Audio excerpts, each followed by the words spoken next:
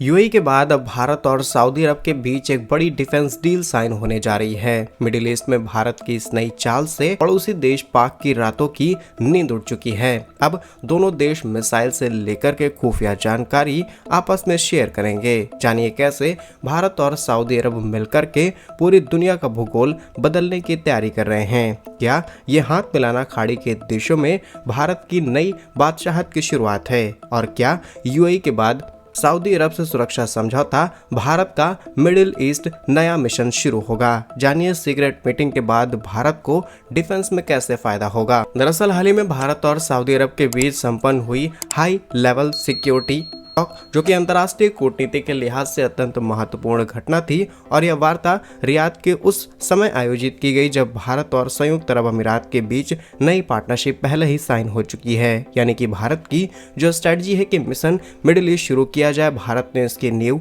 रख दी है। जानकारी के मुताबिक 28 जनवरी 2026 को रियाद में भारत और सऊदी अरब सुरक्षा कार्य समूह यानी कि सिक्योरिटी वर्किंग ग्रुप की एक तीसरी बैठक आयोजित की गई, और यह बैठक भारत और सऊदी अरब की स्ट्रेटेजिक पार्टनरशिप काउंसिल के ढांचे के तहत हुई है। यह वार्ता इसलिए चर्चा में है क्योंकि यह भारत और यूएई के बीच स्ट्रेटेजिक लेटर ऑफ इंटेंट के ठीक बात की गई है। अब चूंकि खाड़ी के देशों में सऊदी अरब और यूएई के बीच कुछ मुद्दे जैसे कि यमन और कई अलग अलग लोकेशंस को लेकर के मतभेद है, इसलिए भारत का रियाद में तुरंत संवाद करना और इस पूरी स्ट्रेटजी को बैलेंस करना, इससे भारत की बैलेंस कूटनीति दुनिया के सामने आती है। फिलहाल अभी तक भारत और दुनिया को लग रहा था कि सऊदी अरब सीधे सीधे पाक के पक्ष में जाएगा, लेकिन सऊदी अरब ने ऐन वक्त पर बाजी पलटते हुए सारा गेम भारत के हाथ में दे दिया है। दरअसल भारत और सऊदी अरब ने स्पष्ट रूप से कहा है कि सीमा पर किसी भी तरीके की आतंक रूप गतिविधियां नहीं होंगी, इसमें भारत का पूरा समर्थन किया जाएगा। और वार्ता में 22 अप्रैल 2025 को जम्मू कश्मीर के अंदर हुआ, उसके बाद लाल किले में जो घटना हुई है, इन सभी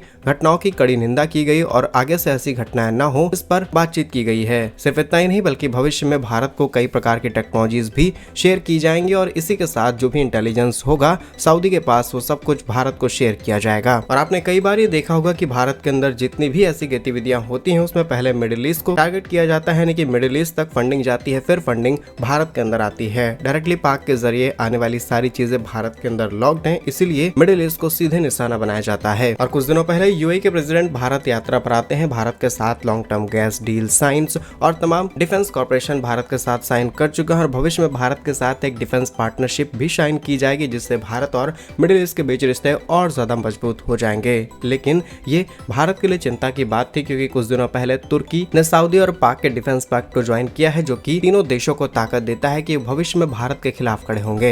यानी कि सऊदी और पाक ने जो डिफेंस पैक्ट साइन किया है, इसका सीधा मतलब ये है कि भविष्य में कभी भी सऊदी के ऊपर किसी भी सैन्य कार्रवाई को किया जाता है तो वो पाक पर मानी जाएगी, अगर पाक पर कोई सैन्य कार्रवाई होती है तो सऊदी पर मानी जाएगी। अब पाक की हरकतों से आप वाकिफ हैं, कल को पाक भारत पर कोई कार्रवाई करे और भारत बदला ले तो सऊदी बीच में कूद सकता था, लेकिन सऊदी ने इस नई डील के साथ क्लियर कर दिया है कि वो इन गतिविधियों में पाक का साथ नहीं देगा। तो भारत की इस मिडिल ईस्ट कूटनीति पर आप क्या सोचते हैं? कमेंट्स अपनी राय जरूर लिखिएगा। ऐसे ही वीडियोस आप तक पहुंचते रहे, वीडियो को लाइक, चैनल को सब्सक्राइब जरूर कीजिए। धन्यवाद। जय हिंद।